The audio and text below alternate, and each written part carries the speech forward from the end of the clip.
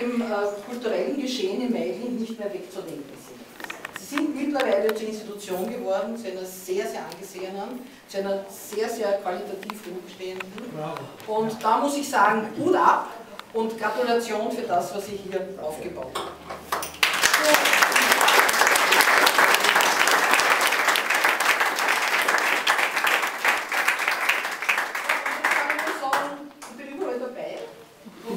Wo man einander kennenlernt, wo man miteinander plaudert, wo man neue Gegenden, neue Städte wieder kennenlernt. Also ich hoffe, ihr nehmt mich mit.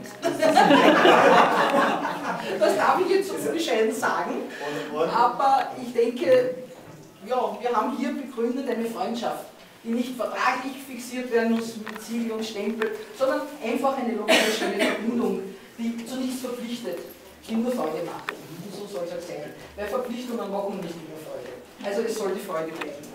In diesem Sinne wünsche ich allen einen wunderschönen, genussreichen Abend mit schönen Gesprächen, schönen Kunstwerken und mit einem kleinen Glasl Sekt. Und ich habe mich jetzt erkundigt, ich werde es jetzt sicher falsch sagen, aber in diesem Sinne kann ich sagen, bitte schön.